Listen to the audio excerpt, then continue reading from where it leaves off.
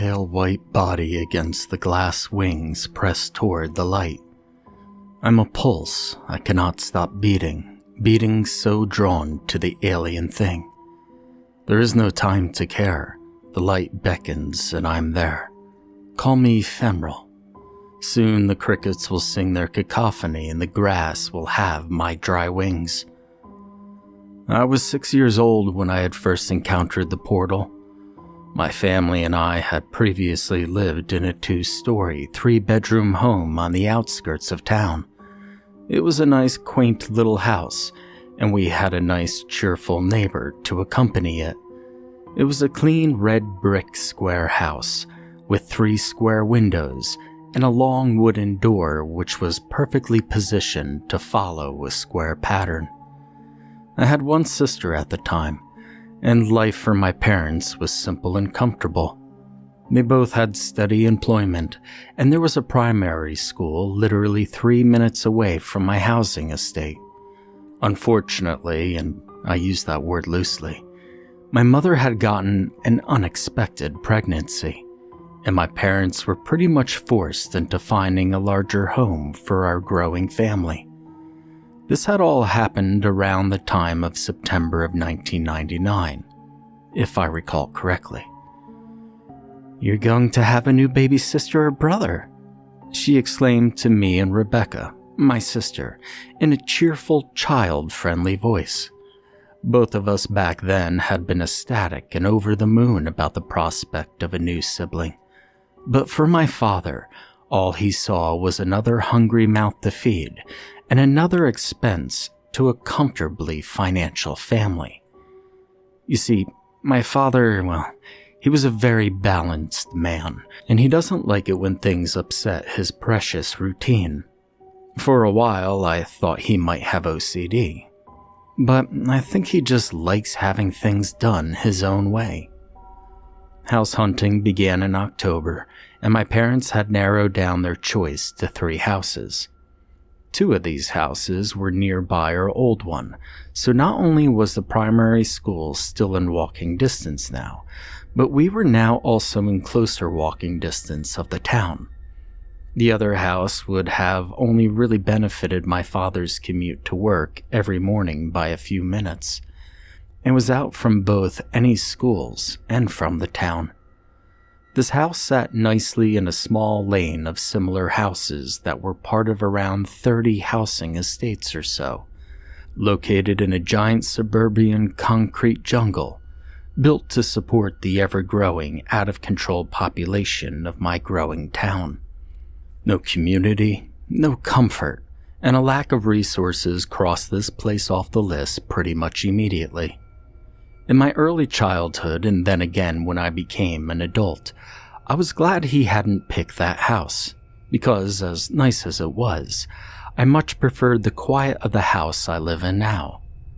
Through my teen years, this particularly large area had become the regular hangout spot for me and a few friends, and it was only then had I hoped he'd chosen the first rejected house instead. Anyway, their choice was narrowed down to 2. Another 2-story house, and a dormer bungalow.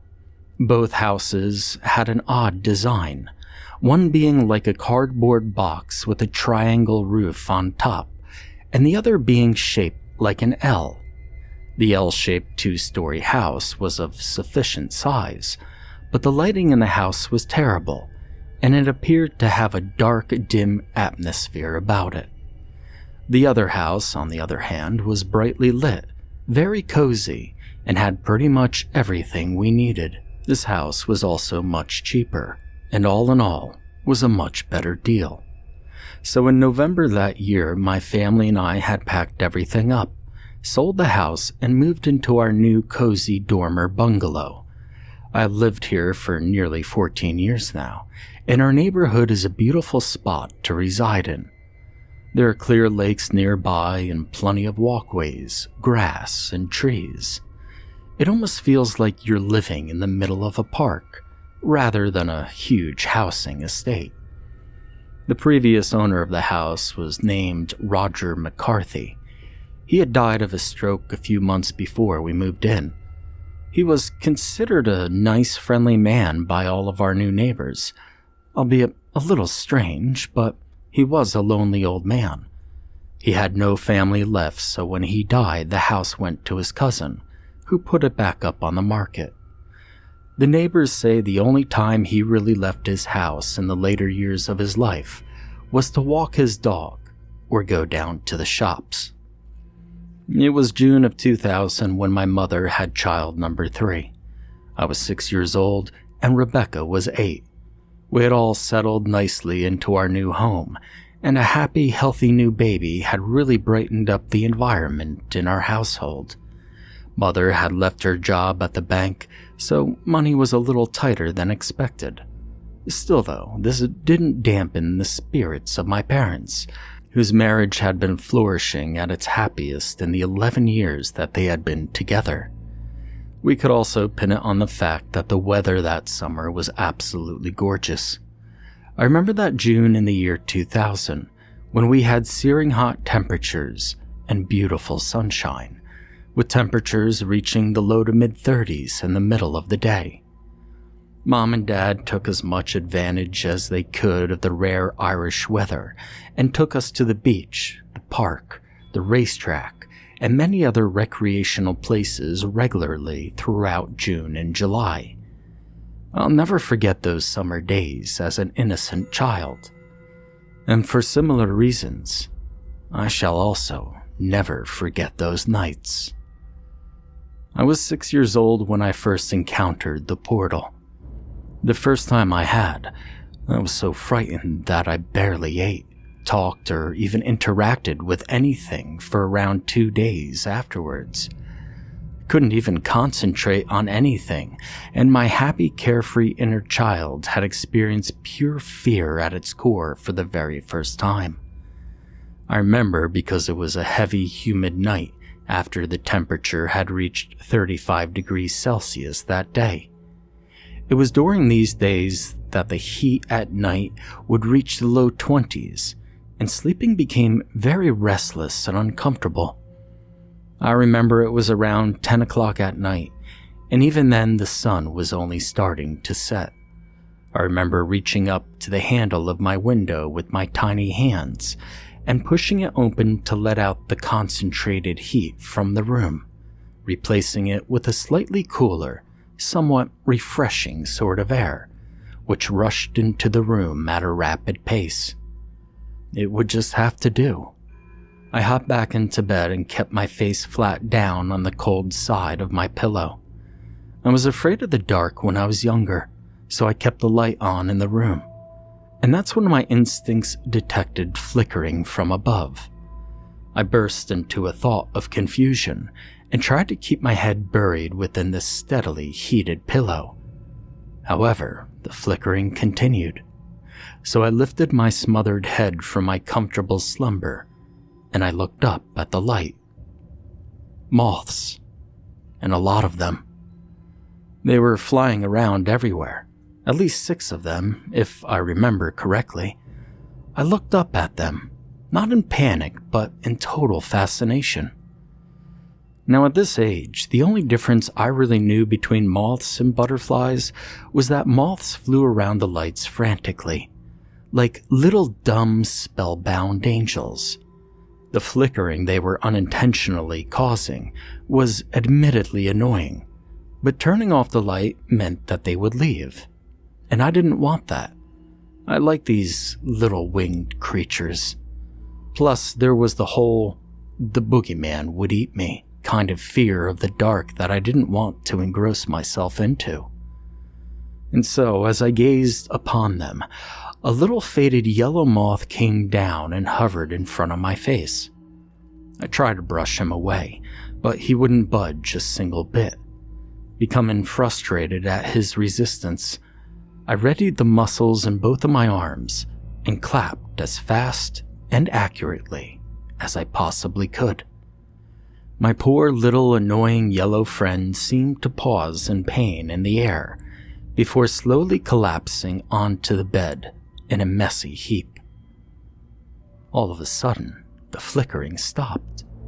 His 5 friends hovered in front of the lights, and I could feel them looking at me. They hovered and stared at me for what felt like an unknown amount of long, grueling minutes. And one by one, as quickly as they had come in, they all left again. Now to this day, I've never seen an animal instinct as clever as I had that night. What I had once admired as cute little winged beauties suddenly seemed so threatening and instinctively aware. Still scared, I ran into my parents' bedroom and I told them exactly what had happened. And looking back at that moment, it's a good thing that I didn't run in on them doing the dirty deed. They both reassured me that everything was fine and that I needn't to worry. When I asked them if I could jump into their bed, they told me that a cramped bed would not be a good idea during this weather. I remember nodding sheepishly in agreement, but still feeling insecure going back into my bedroom.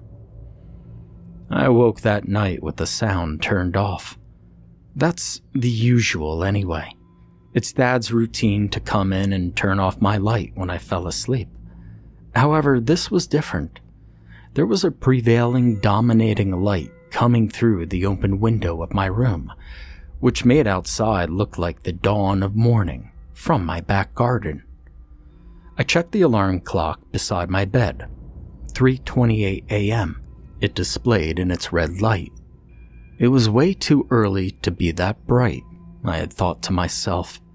I rose from the bed, picked up the small stool in the corner of my room, and placed it in front of the window.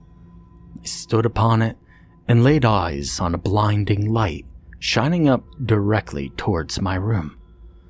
I exited my room and I ran straight into my parents' bedroom for the second time that night. "Mom! Dad!" I called out in a loud whisper, but there was no response. "Mom! Dad!" I called out once again, now in a booming voice. I approached the bed and shook both of their legs individually with all my force, but there was nothing.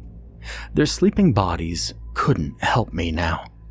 I ran downstairs, turning on all the lights along the way as fast as I could.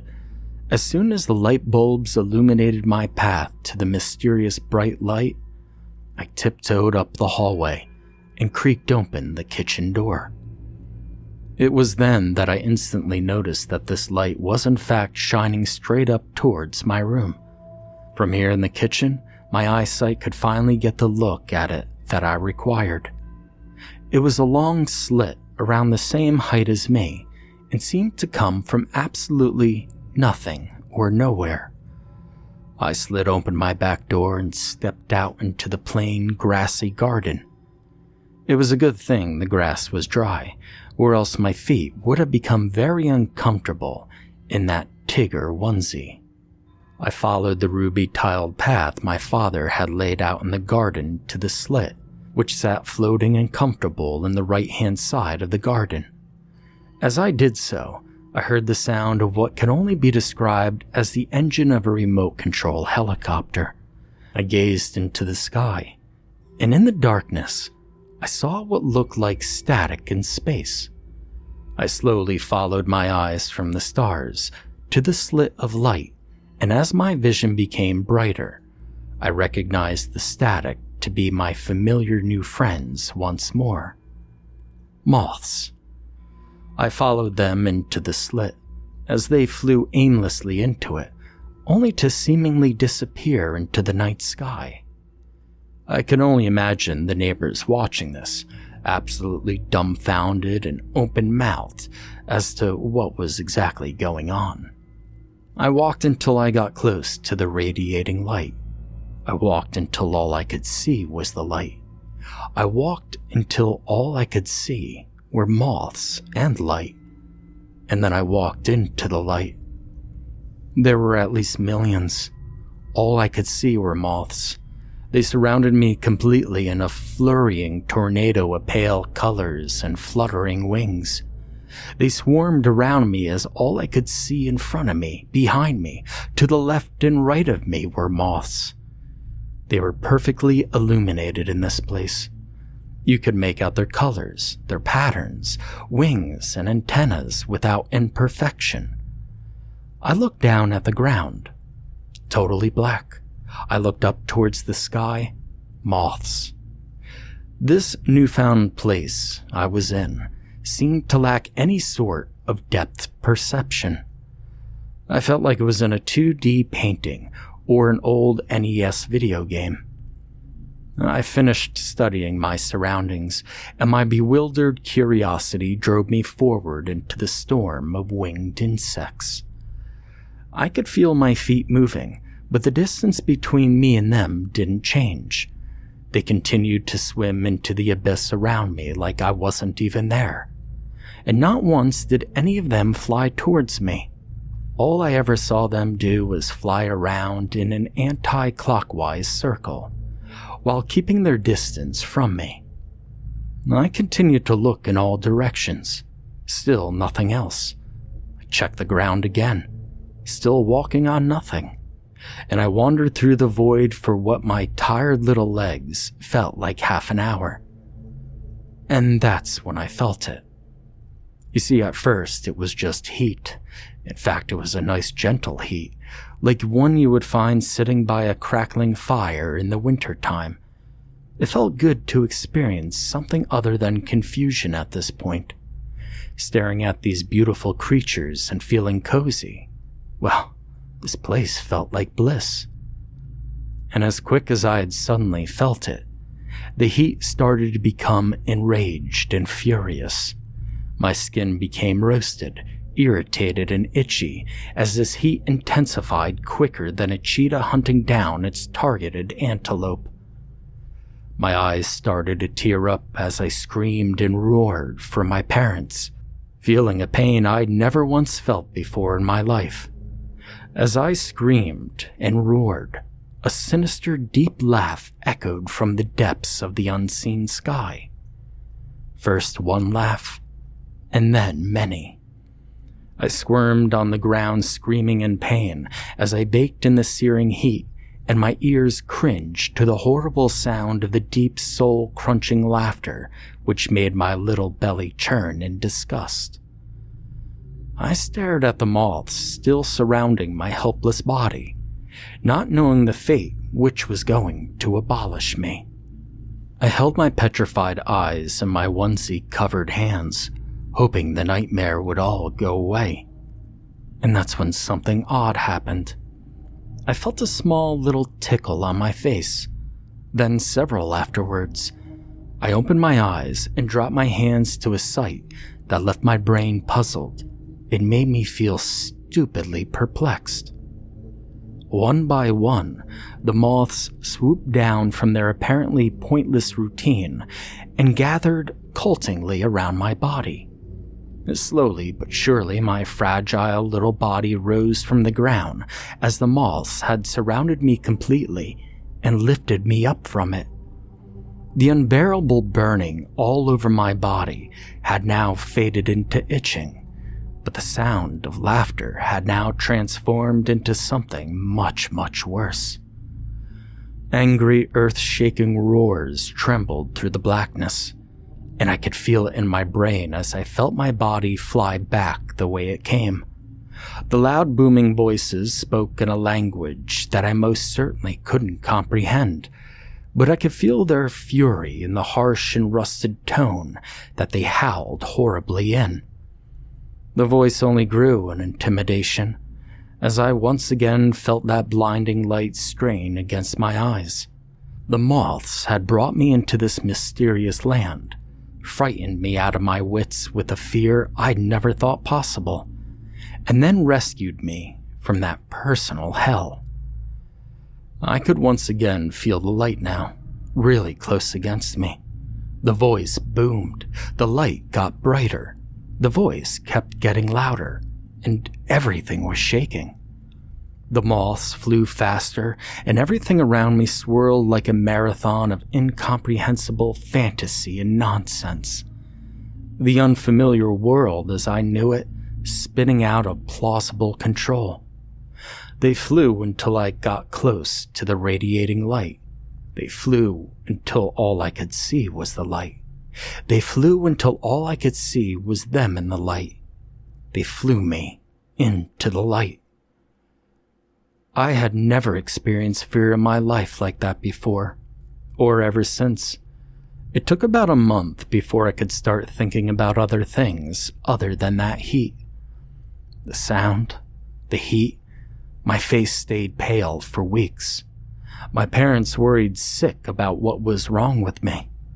I had told them, but they could only brush it off as a nightmare. The nightmare it did give me, the terror I had experienced during it and afterwards, well, my childhood came to a halt that month as the harsh reality of the world became apparent in that part of my life. And I was only 6. I had not experienced fear in my life like that before, or ever since. That was, until last weekend. Part 2.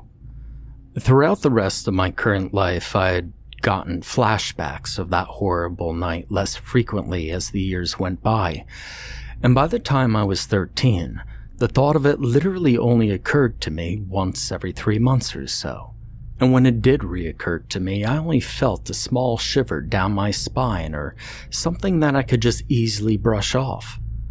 For what should have been a traumatic childhood encounter, it really didn't affect me that much during my teenage years.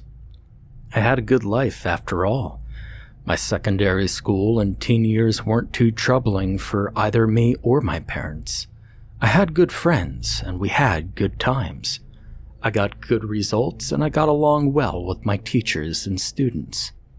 I was a bit shy and I didn't participate in many school-related activities, but all in all, that never really affected me personally. Last week, however, things changed a lot. For what was expecting to be for worse was actually for better. I'd recently completed my first year of college, and I'm currently off first semester.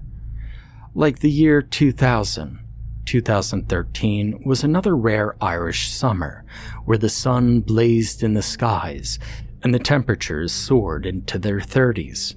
One night, the temperature was once again in the early 20s, and I had the window open to let fresh air clean out of the hot, humid room to an extent. As expected, bugs got in, such as daddy longlegs, little midget flies, and of course, moths.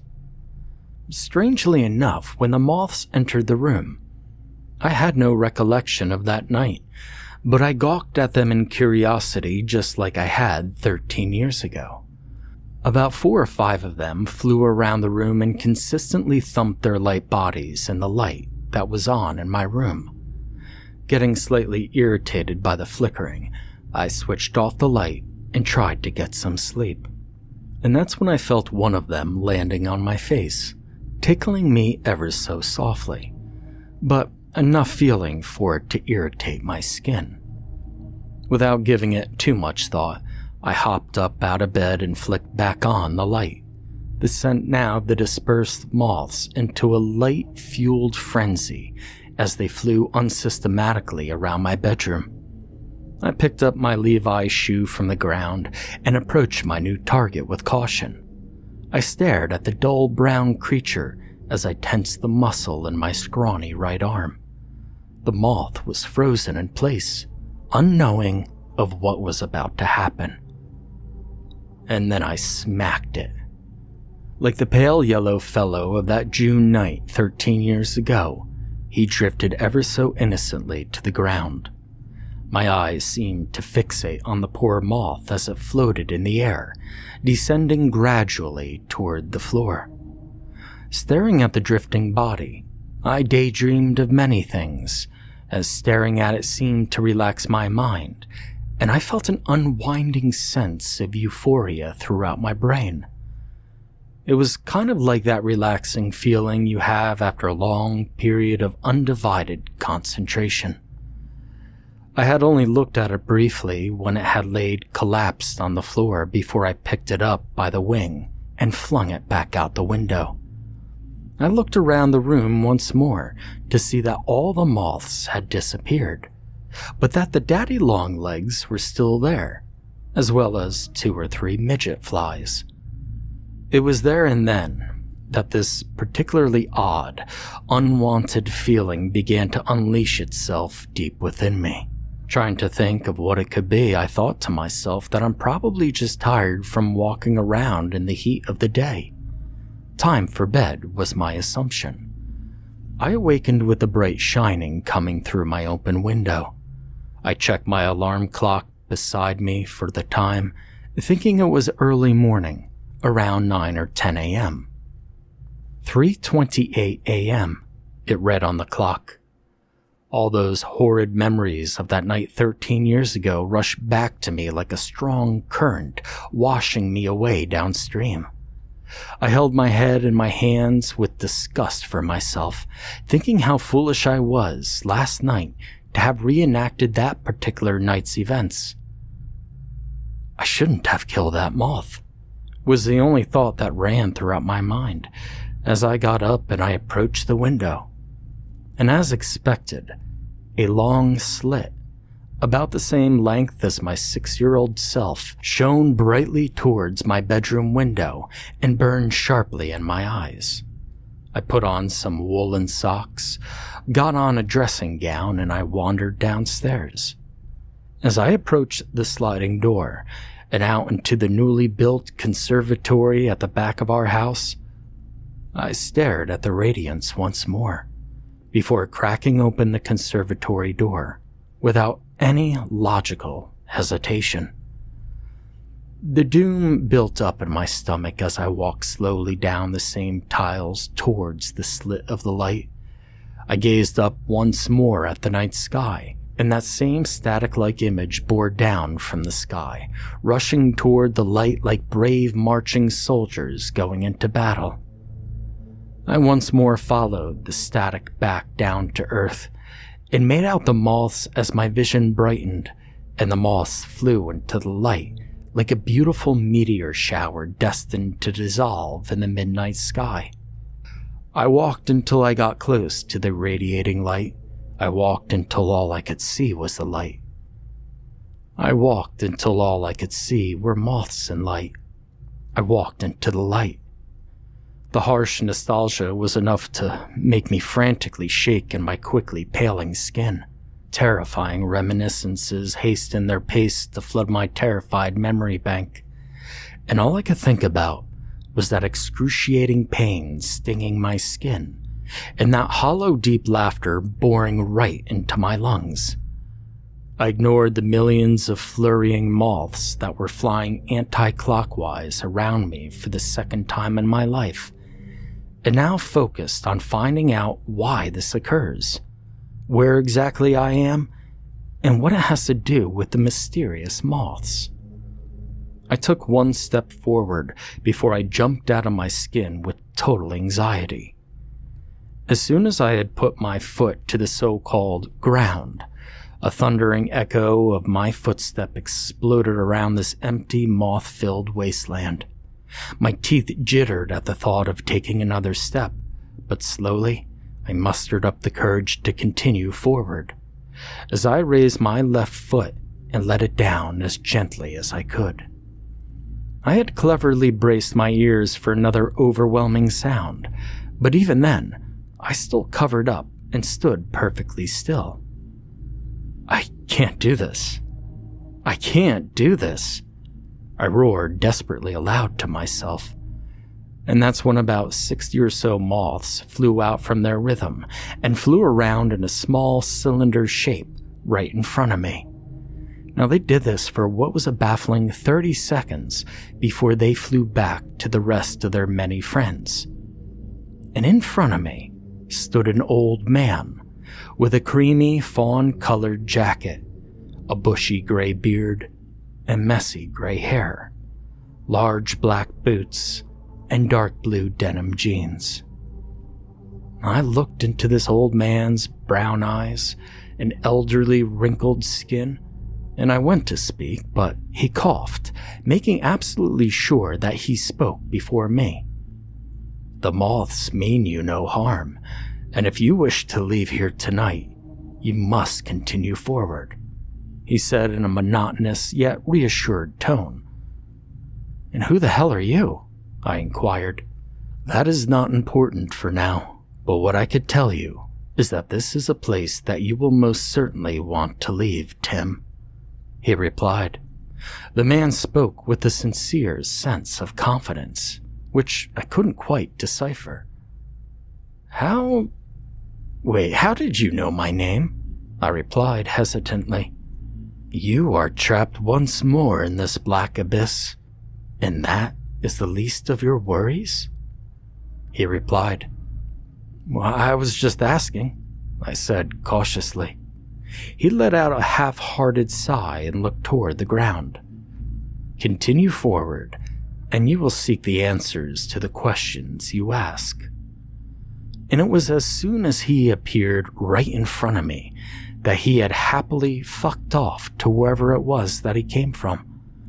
I was left staring back into moths after he quickly faded and vanished into thin air. And so I inhaled a large breath of air into my lungs, brushed aside any thought of dread or fear that I might have, and decided that I would continue on forward.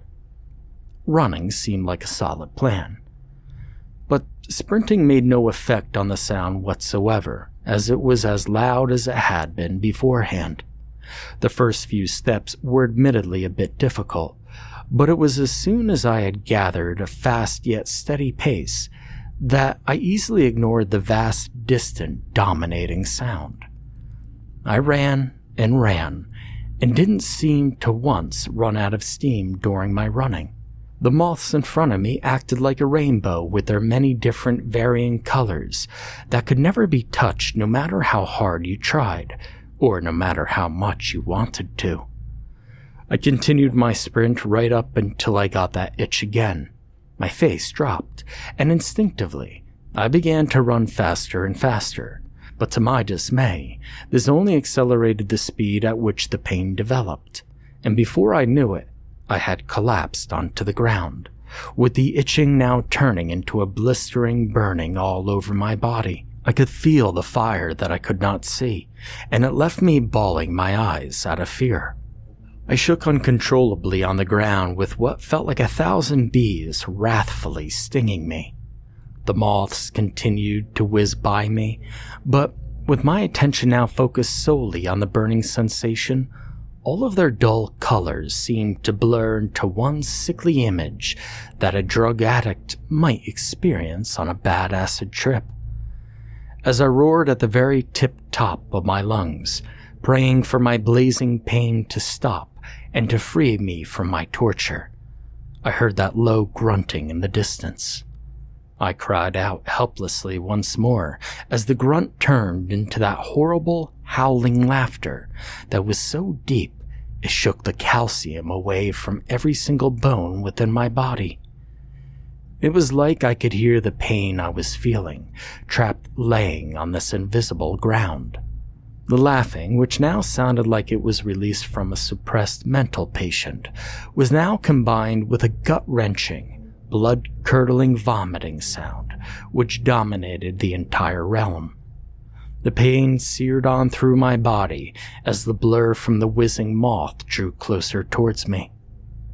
That euphoria I experienced while staring at the moth earlier had returned as I now knew they were drawing in closer. My pain worsened. The sound became even more unbearable, but I knew now this was when I finally leave. Once more they flown around me and picked me up. I felt my body flying as the moths carried me full speed back to the light. It was now that I had turned completely deaf and couldn't hear any sound, but still felt that agonizing pain which was throbbing through my entire body. I looked around me, and for the first time, I could see the black horizon and the black distance of the abyss, and not just on the floor. And that's also when I saw their faces. At first, it looked like dripping tarmac running down the walls, but gradually, grotesque humanoid faces evolved from the walls. At first, there were tens, but eventually it looked to be hundreds, They surrounded me and the moths as they daringly flew right past them without seemingly batting an eye to them. I could now see what looked like a little coin slot in the distance, which meant I was minutes from crossing back through the portal.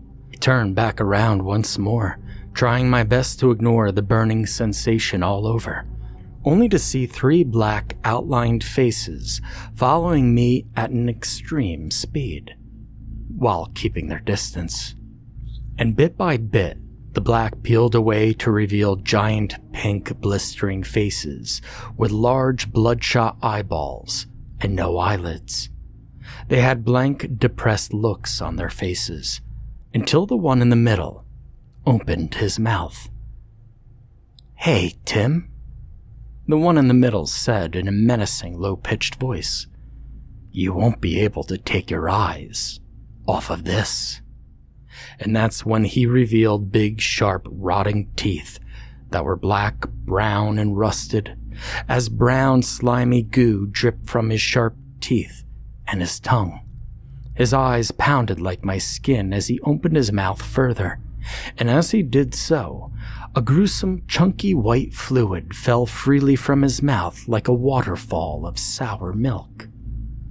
The 2 faces either side of him, which had remained neutral this whole time, now started to twist and turn, with the sound of bones snapping and crunching, infecting my eardrums, which I thought had been safe from this realm. During that time, I tried my best to turn back around to look where the portal was, but the pain in my body left me frozen. I tried my best to turn away and even look at the faces in the horizon, but it was of no use. As the tongue of the middle face swirled, more moths flew back over to the 3 faces following us. I looked on at the valiant moths, as suddenly now, the tables turned as screams of anguish rattled throughout this place. The screams were of a higher pitch than the usual low muffles. The moths had submerged these hideous faces for about 30 seconds before floating away again like nothing even happened. The faces had now frozen and quickly vanished into the distance, but I still managed a glimpse of what was 3 faces, half blistered and a half skeleton, fade away into black. I once more found the strength to turn my head back around as I caught a glimmer of light at the edge of my eye. It took me a few seconds before I could fully face the right way again. They flew until I got close to the radiating light. They flew until all I could see was the light. They flew until all I could see was them in the light.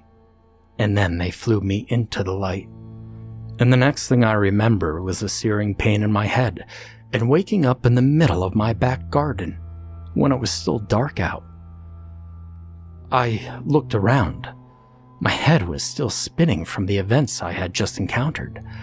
I took a look around me and a glowing, illuminating white light caught my eye. I swung my dizzying head towards the source, and what I saw made my eyes water in disbelief.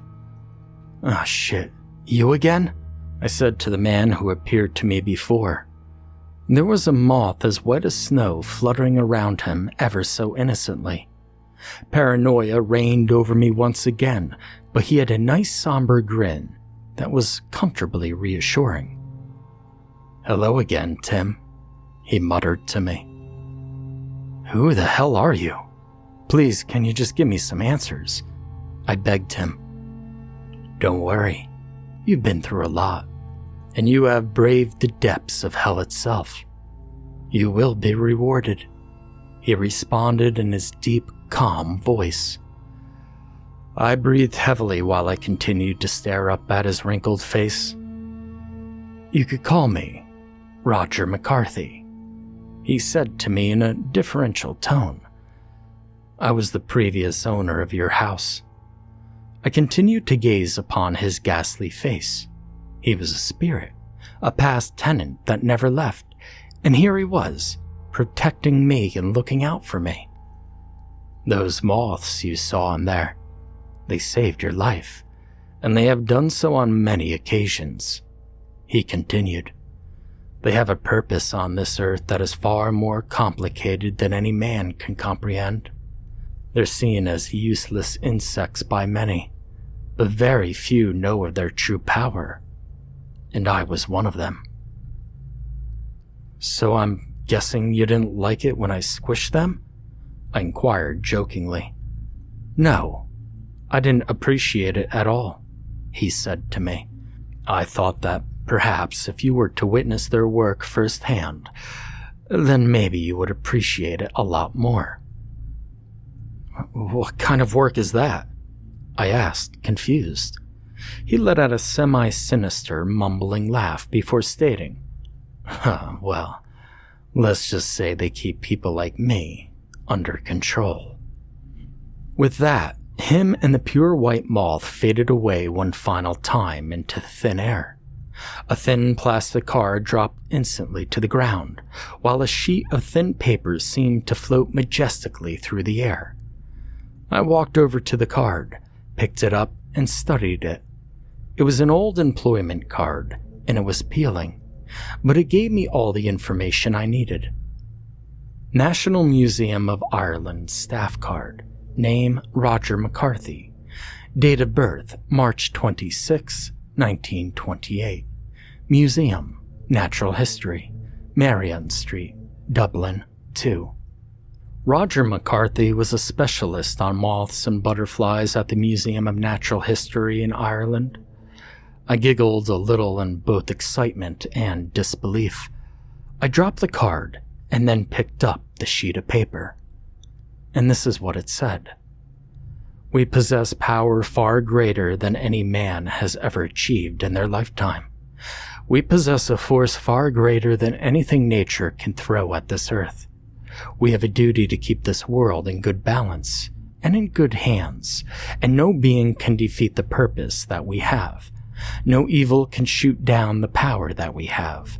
Our sole purpose is to protect and serve the innocent souls of this earth, who would be lost souls without us. Imagine one day you fall into a slumber so deep that it transforms you completely. Certain animals hibernate for winter, others sleep during the night. Nocturnal animals sleep when the sun beams down upon this great blue planet and awaken when the silvery moonshine calls them out. We moths transform so much. One day we are caterpillars munching upon the green leaves. The next we are emerging from our furry wrapped closure that has submerged us into soldiers of all that stand for good and all that stands for justice. We are the soldiers of God, and we protect all those from the forces of evil. You can refer to us as guardian angels, or you can refer to us as annoying insects who flicker at the lights. But just remember, the next time you see one of us fluttering around your bedroom light, or that you see us paused and solemn on the kitchen wall, just remember that we are in your house for a perfectly good reason. We hold back the evil spirits from entering the lives of beings, and we use the power granted to us to grace the world as best as we can. We are the moths. I cried like a little baby with tears of joy.